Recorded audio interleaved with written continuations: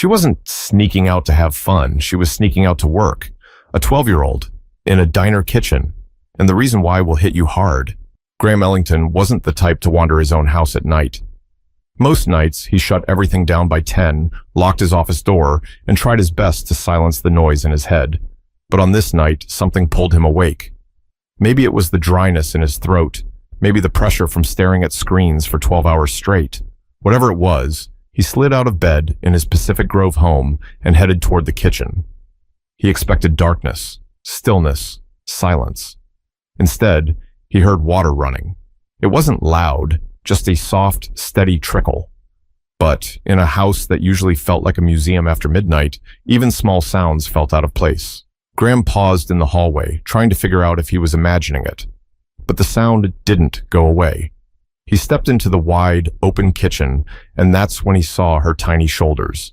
Dark braids pulled into a loose ponytail, baggy pajama pants with little stars on them, bare feet touching the cold tile floor. Talia Booker, 12 years old, too quiet for her age, too polite for her age, and absolutely not supposed to be washing dishes at 3 a.m. like she worked there. Her hands moved carefully, almost nervously, scrubbing a plate that didn't even look dirty. She didn't notice him at first. Not until he accidentally bumped his hip against the edge of the counter. Talia whipped around like she'd been caught stealing. Her eyes went wide. "Mr. Ellington, I'm sorry. I didn't mean to wake you." "You didn't," Graham said, lifting a hand. "I just came down for water. What are you doing awake?" "I'm just helping," she said, her voice barely above a whisper. "I didn't finish earlier." "That's not your job," he told her gently, taking a few steps closer. "It's late. Really late." She shook her head quickly. "I don't mind." "Talia," he said, keeping his tone calm, "you should be asleep right now. You've got school in the morning." That's when she froze. Not physically, but in her face. Her expression slipped just enough for him to see something wasn't right. She looked scared. Not scared of him, but scared of what he was asking. She turned away from him and rinsed the plate, her hands shaking slightly. "I'm fine," she said. "Really, I'm almost done." Graham watched her for a moment. Her shoulders were too tense. Her movements felt rehearsed, like she'd done this many times before. He glanced toward the guest room hallway where he knew Marissa, her mother, was asleep between overnight cleaning tasks. He lowered his voice. "Does your mom know you're up?" Talia hesitated. It was barely 2 seconds, but enough for him to notice. "I didn't want to bother her," she whispered. "That's not what I asked." She placed the plate in the drying rack and exhaled. "She's tired. I just wanted to help." Graham studied her for a long moment. He wasn't a parent. He barely knew how to talk to kids without feeling awkward. But he could tell when someone was trying to hide something. "Talia," he said softly, "is everything okay?" Her hands froze midair. She swallowed hard. I have to go back to bed." Before he could say anything else, she turned, drying her hands on her pajama pants.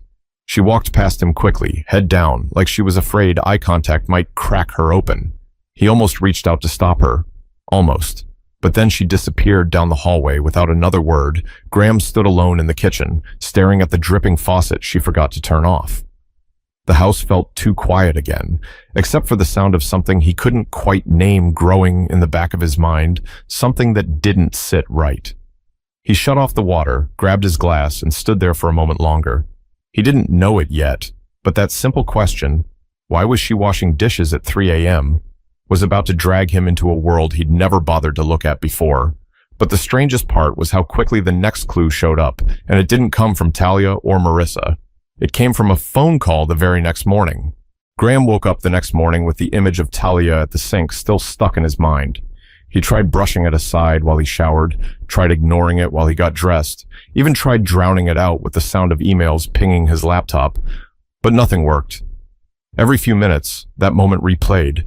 Her tiny hands scrubbing a spotless dish, her shaky voice, the way she rushed off like she was running from something.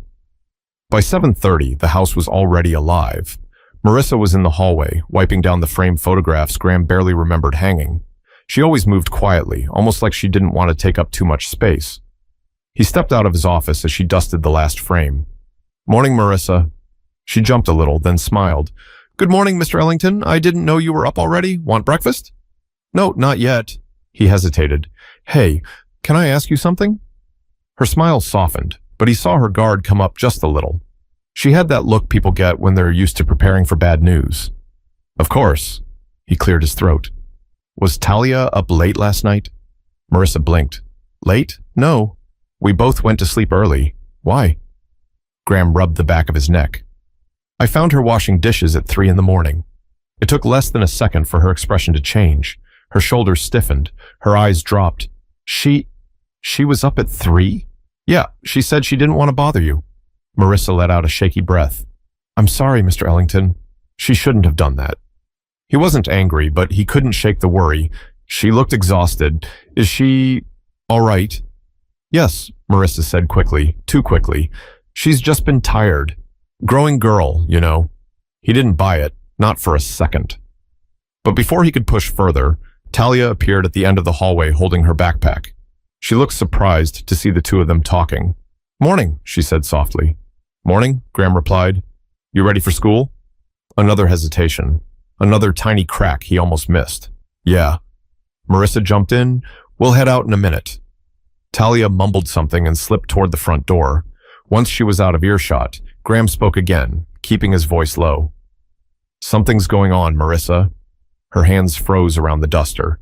It's fine, I promise. I don't think it is. She looked away, not angrily, more like she was trying not to crumble. Please, Mr. Ellington, just let me handle it.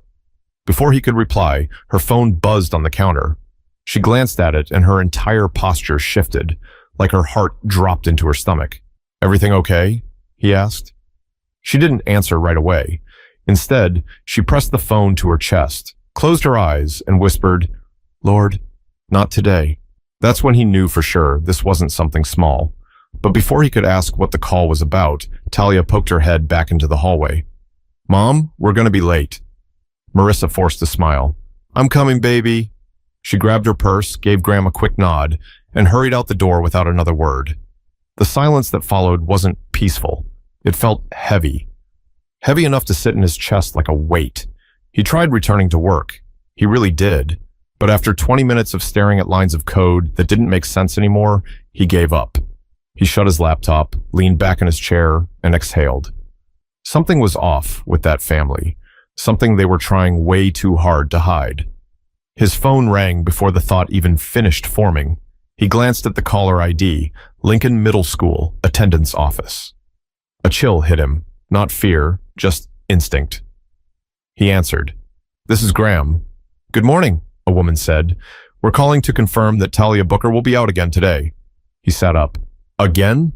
Yes, sir. This is her 3rd day this week. Graham stared at the wall, his grip tightening. She left for school this morning. The woman sounded confused. Sir, she's not here. He didn't respond. Couldn't. His mind raced back to her swollen eyes, her slow steps, the way she avoided every question that came too close to the truth. The woman on the phone spoke again. Would you like us to note her absence? No, Graham said quietly. I'll handle it. He hung up and sat there, listening to the clock ticking on the wall.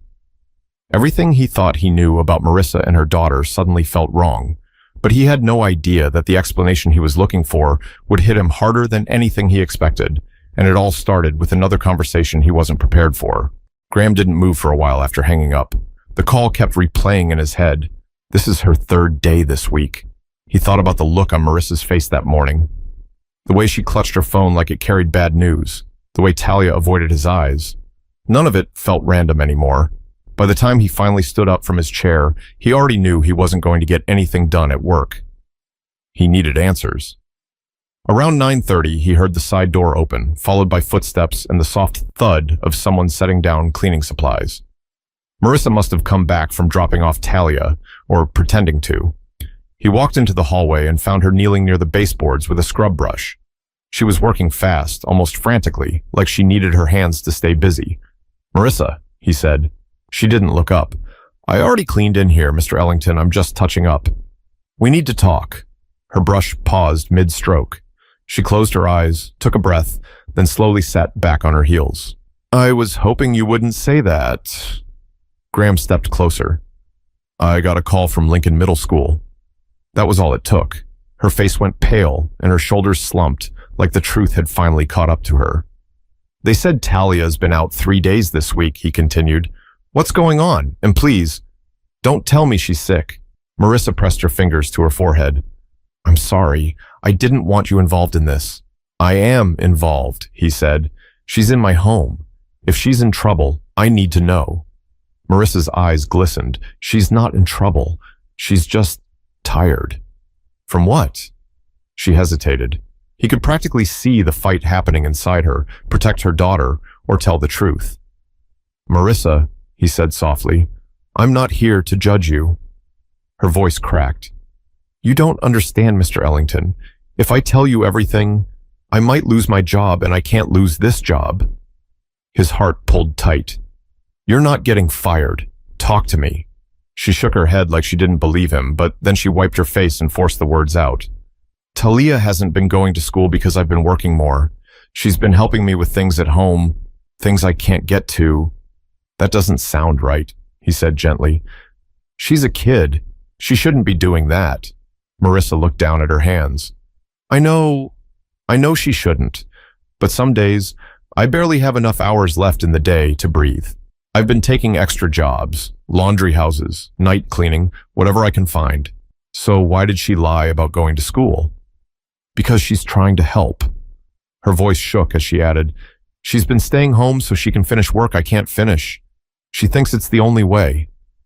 Graham stared at her, confused. But I gave you a raise last year. You told me things were finally getting better. They were, she whispered. But then I got sick in December, real sick. I had to go to urgent care twice. They gave me meds, but the bills... She trailed off, biting her lip hard. I couldn't keep up. So you're in debt? She nodded slowly.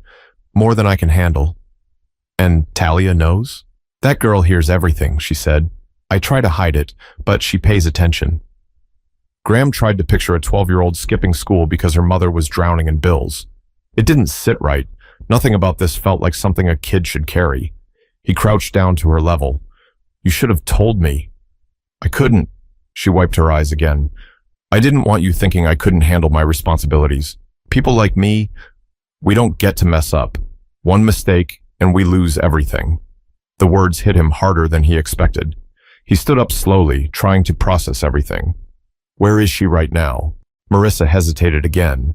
She's safe, she said. She's with someone who helps me sometimes, just watching her for the morning. But the way she avoided eye contact told him she was hiding something bigger, something she wasn't ready to admit yet. He crossed his arms. Marissa, she wasn't with you when you left this morning, was she? Her silence was his answer. Where did she actually go? Marissa finally stood up, gripping the edge of the baseboard like she needed support. Please don't make me say it, not yet. Why not? Because once I do, everything changes. He didn't understand what that meant, but he could feel it in the air. Something was coming. Something she was terrified to tell him. And he was done with half-truths. But before he could push her any further, his phone buzzed again. This time, the caller ID flashed a number from a place he rarely heard from. It was a diner, a small one on the edge of Mobile, Alabama. He recognized it from the receipts he'd seen in the kitchen trash over the last few weeks, receipts he thought belonged to Marissa. He answered the call slowly. Mr. Ellington, a man said, this is Blake from Harbor Street Diner. I'm sorry to bother you, but your girl didn't show up for her shift today. Everything okay? Graham's eyes widened. My girl? Yes, sir, Talia. The room spun. Shift? A 12-year-old? Working? He lowered the phone, staring at Marissa, who looked like she was seconds from falling apart. Everything he suspected wasn't even close to the truth. But the worst part was still coming, because the diner wasn't just a job for Talia.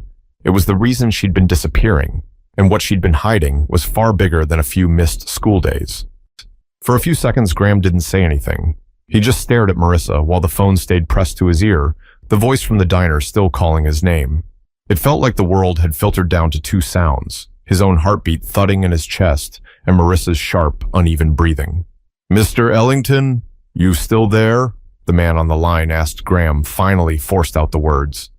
Yeah, I'm here. Do you know if she's coming in later? the man continued. She's usually early, and she never misses. Never misses. His stomach twisted. I'll call you back, Graham said and hung up. The moment the phone dropped to his side, Marissa covered her mouth and let out a sound he'd never heard from her, a choked sob that broke loose like she couldn't hold it in anymore. Her shoulders shook, and she backed up until she hit the wall behind her. I'm sorry, she whispered through her tears. I'm so sorry, Mr. Ellington. I didn't want you to find out like this. Graham walked toward her, speaking softly. Marissa, why is your daughter working at a diner? She shook her head violently. It wasn't supposed to be like that. She wasn't supposed to work. She was just supposed to wait for me there. But then the bills kept coming, and I was missing hours, and that place, those people, they needed help washing dishes, and she said she could do it. She said it was easy. She's 12, he said firmly. 12, Marissa. Her hands trembled. I know it's wrong. I hate myself for letting it happen. But I was desperate. The loan people kept calling, and they were saying things I didn't want her to hear. I kept falling behind. I couldn't keep up, and she saw me crying one night and said she wanted to help. That broke him a little. Graham leaned against the opposite wall and took a slow breath. You should have come to me. I couldn't, she said. I already owe you more than I can ever pay back. You gave me a chance when nobody else would. I'm not trying to take advantage of your kindness. This isn't about kindness, he said.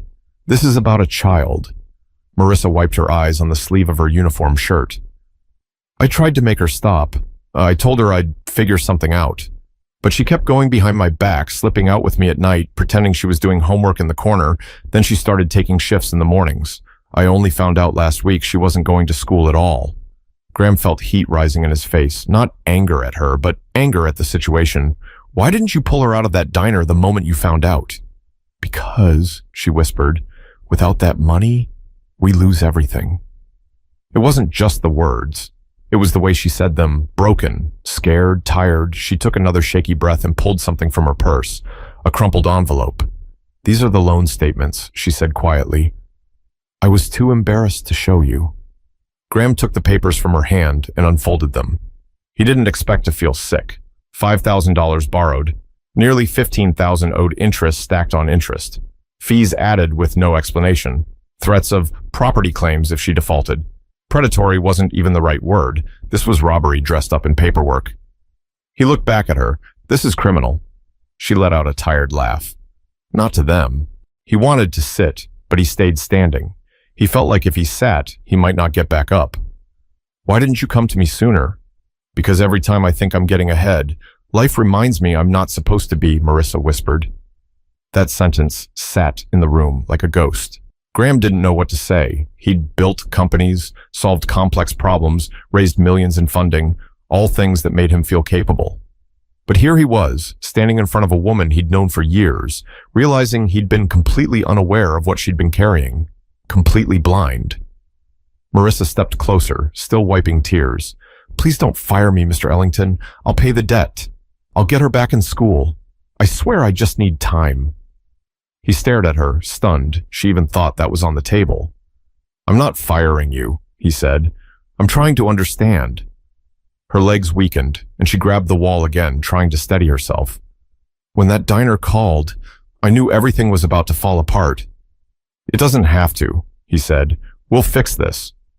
She looked at him like she wanted to believe him, but couldn't. Not yet. Graham lifted the papers again, scanning the threats at the bottom. Marissa, these people are dangerous. This isn't something you face alone. She nodded slowly, eyes swollen. I know. And Talia shouldn't be working, period. I know, she whispered again.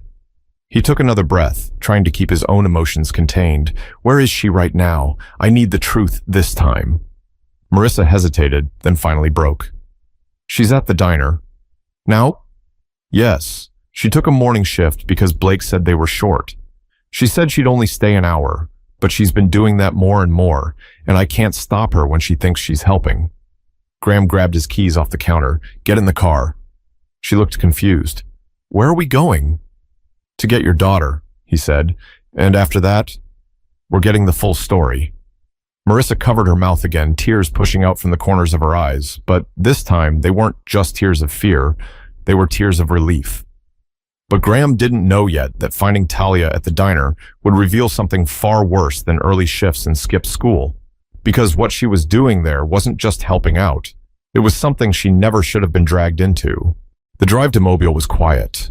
Too quiet. Marissa stared out the window the whole time, hands locked together like she was holding herself together piece by piece. Graham kept glancing at her, but he didn't speak. He didn't know what to say that wouldn't make things worse. The Harbor Street diner sat between an old tire shop and a barber shop that had been closed for months. The sign flickered, half the neon letters burnt out. The parking lot only had a few cars, and the kitchen vents puffed out steam that mixed with the warm Alabama air. Graham parked and killed the engine. "Stay with me," he said gently. Marissa nodded, but her fingers trembled as she opened the door. The moment they stepped inside, a bell above the door jingled. A few customers sat at scattered tables, truck drivers, a couple of older locals, a mother with a toddler. The place smelled like frying oil, coffee, and something burnt on the grill. Behind the counter, a man in his 50s looked up. He had a bald head, broad shoulders, and the kind of tired eyes that come from decades of working on your feet. "You must be Mr. Ellington," he said, wiping his hands on a towel.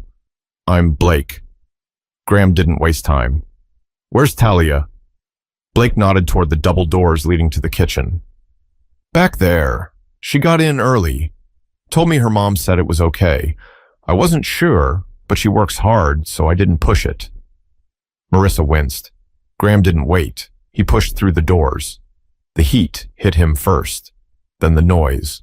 Pots clanging, water spraying, plates stacking, and in the middle of it, there she was. Talia stood on an upside-down milk crate, reaching into a sink full of greasy dishes nearly as tall as she was. Her hair was tied back with a bandana, her small arms scrubbing so hard, her elbows shook. She didn't see him at first, but when she finally turned, her face dropped. "Mr. Ellington." Graham stepped closer. "Talia, what are you doing here?" Her eyes darted past him to the doorway where her mother appeared. Mom, I was only helping. I'm almost done." Marissa walked forward, her voice soft but shaking. "Baby, no, not today."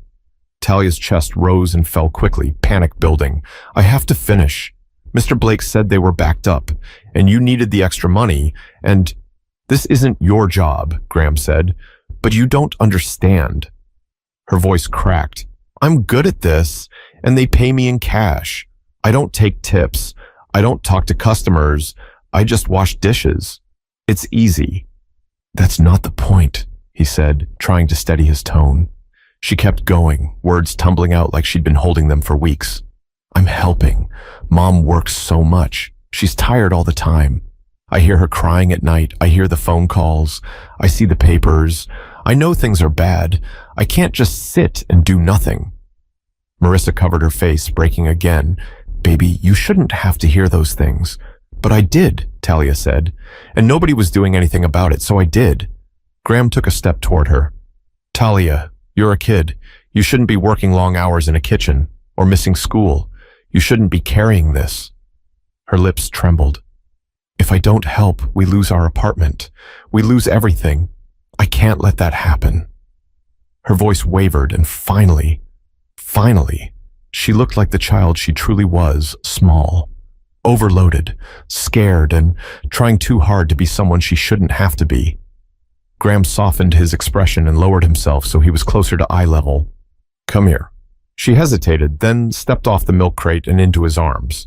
She didn't fully hug him, just leaned enough to show she needed support. Graham wasn't used to comforting kids, but he placed a gentle hand on her back anyway. "You're not doing this alone anymore," he said.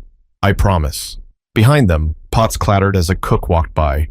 Graham glanced around the kitchen, noticing something he hadn't at first. Small buckets filled with scraps, stacks of heavy pans, steam rolling in waves. It wasn't a place for a 12-year-old, not even close. Then he noticed something else. A schedule taped to the wall, handwritten in marker. He scanned it once, then twice. Talia was on it. Not once, not twice, 5 times a week, morning shifts, lunch shifts, even a few late evenings. Blake must have felt Graham's eyes on the board because he stepped through the doorway. She came in asking for hours about a month ago. Said her mom approved. I told her she was too young, but she begged. Said she'd work in back only. She showed up every day. Never complained. Never caused trouble. Graham stared at him. You knew she was 12. Blake sighed. I figured she was older. She works like an adult. I didn't ask too many questions. That's on me. Marissa spoke up. I told her to stop. She didn't listen. Talia wiped her face with the back of her wrist. I was helping. Graham shook his head. You were trying. That's different. For a moment, nobody spoke. Then Graham straightened. Go get your bag. You're done here. Talia's eyes widened. Am I in trouble? No, he said, but you're not coming back. She hesitated. What if Mom still needs money? I said you're not coming back, he repeated gently. I'll handle the rest. The words felt foreign coming out of his mouth. He wasn't used to promising things he didn't fully understand yet, but he knew one thing. A child working in a hot kitchen was not going to be part of the solution. As Talia went to grab her backpack from a hook in the corner, Graham turned to Marissa. We're talking. All of us. Not tomorrow, not tonight, now. Marissa nodded weakly. Okay. When Talia returned, she held her backpack close, as if leaving meant she was letting someone down. Graham placed a hand on her shoulder. You did enough, he said quietly. More than enough. She nodded, wiping her eyes again. They started walking toward the exit, but Graham paused right before pushing the door open. He looked back at the kitchen, the smoke, the noise, the chaos, and the small crate Talia had been standing on. His jaw tightened. He turned back to her with new determination, but he didn't yet realize the diner was only the beginning, because the loan wasn't just a bill, and the people behind it weren't the kind of people who let things go. When they stepped back into the sunlight, the warm Alabama air felt heavier somehow. It wasn't the heat. Graham had lived long enough in the South to know real heat. It was the pressure of everything he'd just seen inside that kitchen. Talia walked ahead of them, holding her backpack straps with both hands. She looked smaller than she had just half an hour ago. Like the weight she'd been carrying was finally showing in her posture, Marissa stayed close behind her daughter, checking on her every few seconds as if afraid she'd vanish. Graham unlocked the SUV, and the three of them climbed in without a word. For a moment, nobody started talking. The engine hummed quietly while a family walked into the diner, laughing about something simple and everyday. He took a breath. Okay, I need both of you to help me understand everything. No hiding, no half-truths. Talia sat in the middle seat, looking down at her shoes. I was just trying to help. I know you were, Graham said gently. But you can't do that kind of work. You're too young, and school comes first. Marissa reached over and brushed her daughter's braids back. Baby, I never wanted you in that kitchen. Talia swallowed. But if I didn't help, they said they'd call about the loan. They kept saying they'd come to the apartment. Graham turned sharply toward Marissa. They contacted your daughter? Marissa closed her eyes tight, ashamed. They left messages. I guess she heard some of them. Talia nodded. I heard everything. I always do. Graham gripped the steering wheel. Loan collectors leaving messages frightening enough for a 12-year-old to pick up on? That wasn't just late fees. That was pressure, aggressive pressure. He kept his voice steady. Marissa, start from the beginning. She took a deep breath. Back in December, when I got sick, I missed almost 2 weeks of work at my other cleaning job. They replaced me. I panicked. Rent was due, utilities were behind, and I didn't have enough saved. So I went to one of those loan offices near Dauphin Street. A man there said he could help. What kind of interest? Graham asked, already bracing himself. She shook her head. He said 30%. Talia whispered, at first. Graham froze. At first? Marissa closed her eyes. When you miss even one payment, it becomes almost 50. Then they add fees. Then more fees. He felt sick. That's not a loan. That's a trap. I know that now, she whispered. But at the time, I was desperate. I just needed a way to get through the month. I thought I could pay it back once my hours picked up again. And they didn't, Graham said quietly. Marissa nodded. Then in January, the collectors started calling. At first it was polite, then less polite. Talia looked up. They scared me. Graham turned around fully in his seat to face her. What did they say? She hesitated. They said if Mom didn't pay, they'd take our things, or come by the apartment, or talk to her boss. Marissa gasped softly. You never told me they said that. Because you were already tired, Talia whispered, and you were crying every night. I didn't want to make it worse. Graham rubbed his forehead. He'd built entire companies, solved complicated software problems, negotiated deals worth millions. But this situation with a scared child and a mother trying to stay afloat felt like a different world entirely. He turned the engine back on. We're going home. All three of us. Marissa blinked. What are you planning? I'm not sure yet, he admitted, but whatever it is, it starts with getting your daughter out of danger.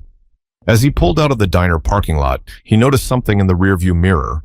A man standing near the back door of the diner smoking a cigarette, watching them drive away. His stance was too stiff, too focused, like he recognized them. Marissa, Graham said quietly, does anyone from the loan office come by the diner? She followed his gaze. Sometimes. Why?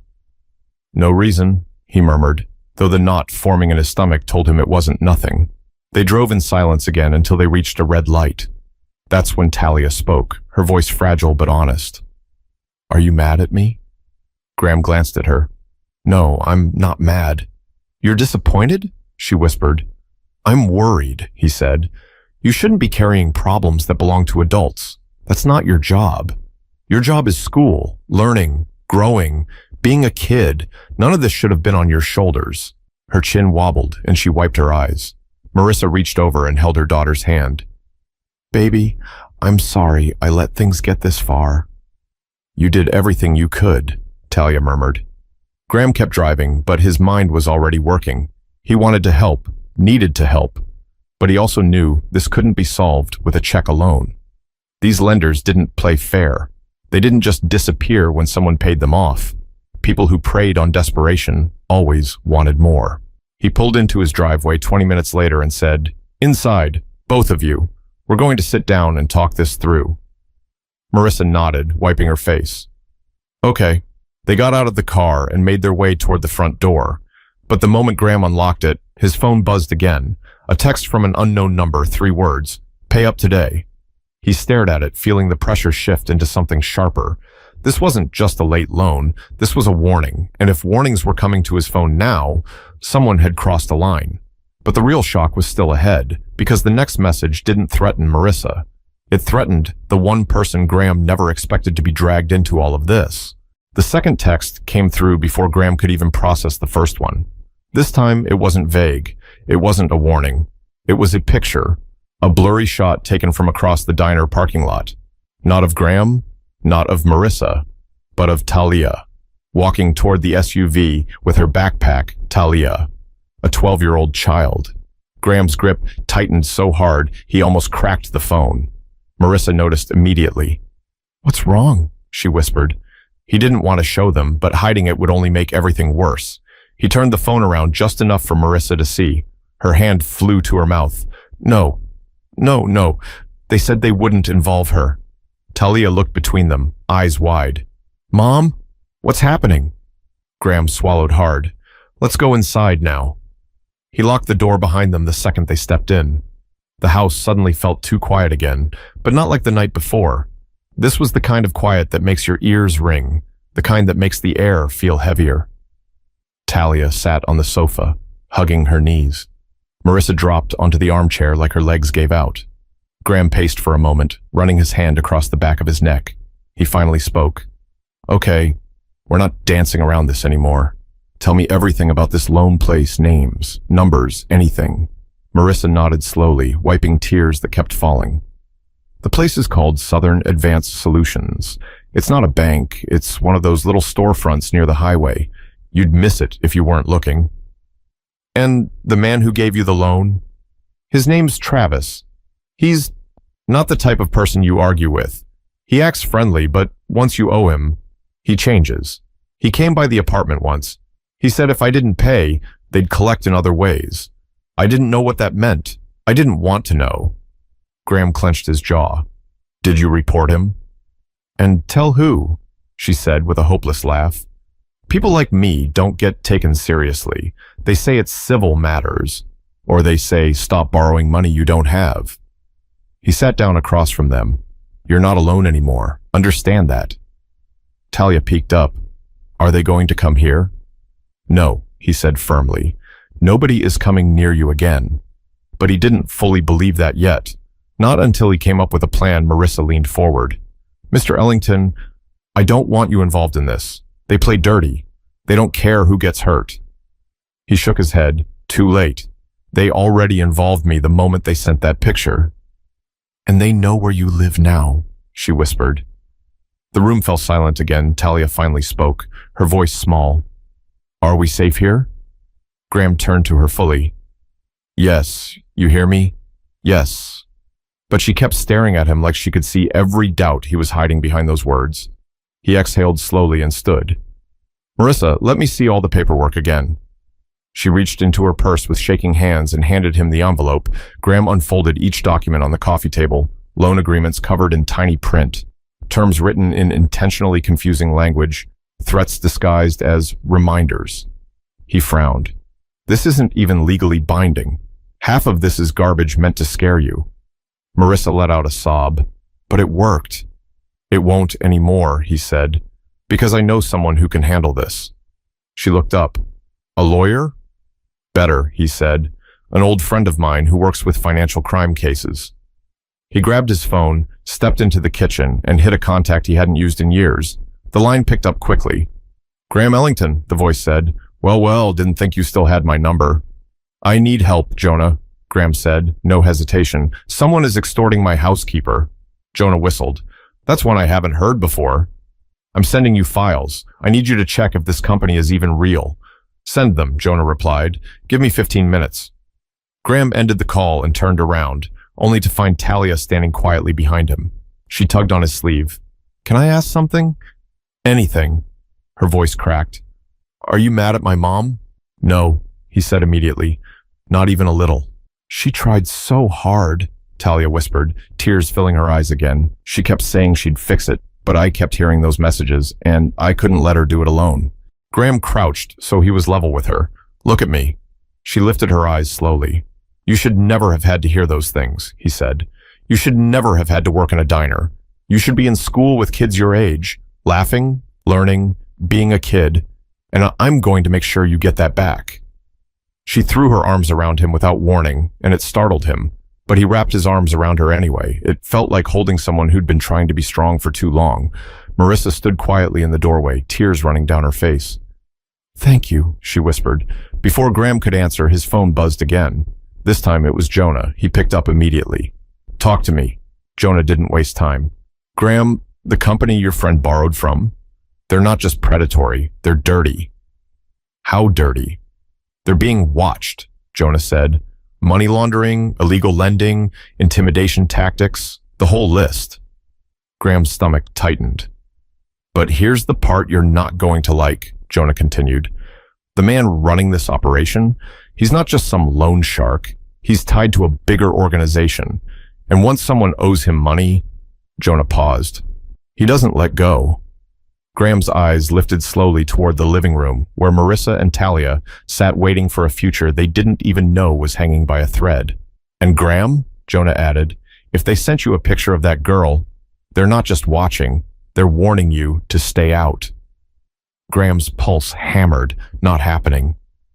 Then be careful, Jonah said. People like this don't care who they hurt. Graham ended the call. He stood there for a moment, gripping the phone, staring into the living room. Because now he understood the truth. This wasn't about a loan anymore. This wasn't about late payments or extra shifts at a diner. This was about a child who had become collateral in a game she didn't even know existed. And Graham Ellington, quiet, private, work-obsessed, Graham, was the only person standing between her and something far darker. He walked back into the room, determination replacing every shred of hesitation. We're not hiding anymore, he said. Marissa looked up. What do you mean? I mean, I'm fixing this, he said. All of it. But the ending wasn't written yet, because the hardest part wasn't confronting the loan sharks. It was facing the truth about himself and what he owed to the people he'd overlooked for far too long. Graham didn't sleep that night, not even for a second. He stayed at the kitchen table with every document spread in front of him, his laptop open, his phone plugged in beside him. Every now and then, he'd glance toward the guest room hallway where Marissa and Talia were sleeping, really sleeping, for the first time in weeks. No dishes, no collectors, no fear creeping through the walls. Around 5:30, the sun not even fully up, Graham's phone buzzed again. Another message. But this time, it wasn't a threat. It was Jonah. "You're clear. The operation is being raided this morning. Stay put." Graham exhaled so deeply he felt the tension leave his bones. Finally, one piece of good news. Half an hour later, he heard footsteps, soft ones. Talia peeked into the kitchen, her hair messy from sleep, her eyes still swollen from the night before. "Mr. Ellington?" she whispered. "Morning," he said. "You're up early." She came closer, rubbing her arms through her pajama sleeves. "Did they send more messages?" "No," he said gently. "It's over." She froze. "Over?" He nodded. "The people who threatened your mom, they're being handled. You're safe." Talia blinked, like she didn't believe him. "Really?" "Really." She let out a slow breath and slid into the chair beside him. "What happens now?"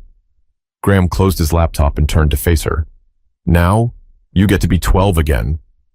A small, tired smile finally formed on her face. "I don't know if I remember how." "You will," he said. "Trust me." A few minutes later, Marissa walked into the kitchen, still tying her hair back. "Morning," she whispered. "I heard voices." Graham stood. "Sit, both of you." Marissa's eyes widened. "Is something wrong?" "No," he said. "Something's right for once." He pulled out the chair for her, then sat across from them. "I talked to my friend," he explained. "Your loan was illegal. The people behind it were already under investigation. They're done. And your debt, gone." Marissa covered her mouth. "Gone?" "Gone," he repeated. "You don't owe a single dollar." She burst into tears, not the quiet tears from before, full, uncontrollable relief pouring out like she'd been carrying a mountain for months. Talia leaned into her mother and hugged her tight. "See? I told you it would get better." Marissa kissed the top of her daughter's head. "I just never thought it would be today." Graham waited until Marissa's breathing settled before he added, "And there's more." Both mother and daughter looked at him. "I'm putting money toward your rent for the next few months," he said. "Not as charity, as stability. You need space to rebuild." "Mr. Ellington, I can't." "You can," he interrupted softly. "And you will. You've spent your whole life helping everyone else. Let someone help you." Marissa nodded slowly, tears still falling. "Thank you. I don't know how to repay you." "You don't," he said. "Just promise me something." She wiped her cheeks. "Anything. Let your daughter go back to school. Let her have the life she deserves." Marissa reached over and held Talia's hand. "I promise." Talia looked up at Graham again, voice small but steady. "Does this mean I don't have to work anymore?" He smiled gently. "No more kitchens, no more early mornings, no more carrying problems bigger than you." Relief washed over her face, and for the first time since he'd known her, she looked like a kid again. Just a kid. They spent the rest of the morning talking, laughing, planning. Marissa made breakfast for the first time in days without rushing. Talia showed him drawings she'd hidden in her backpack, things she made while sitting in the corner of the diner before the rush hits, before anyone noticed she had talent. Graham looked at those drawings and felt something shift inside him. He'd spent years building companies, chasing numbers, living in his own world of screens and meetings, but this, helping this family, felt more real than anything he'd built. By afternoon, the house felt different, lighter, safer, and while the fear hadn't vanished completely, it no longer ran the show. As Marissa gathered her things to take Talia to school the next day, she paused by the door. "You didn't have to do any of that, Mr. Ellington." "I know," he said, "but I should have helped sooner." She nodded, her voice soft. "You helped exactly when we needed it." When the door closed behind them, Graham stood in the foyer for a moment, letting the silence settle. Not the eerie, heavy silence from before. A new kind, peaceful, earned. The kind that comes only after choosing to do the right thing. And he finally understood something he should have learned long ago. You don't have to save the whole world. just the world of the people right in front of you. But here's the thing. Stories like this don't stay stories. They're happening around us every single day. Kids carrying burdens they shouldn't. Parents drowning in bills they never meant to fall behind on. People working quietly, hoping someone sees them before they break. So here's my message to you, whoever's listening. Pay attention. Look closer. Care a little more than you think you need to. Sometimes the smallest act of help, the one you think doesn't matter, is the thing that saves someone's life. And if this story moved you, taught you something, or opened your eyes, share it. Comment your thoughts. And don't forget to subscribe so more stories like this reach the people who need them most.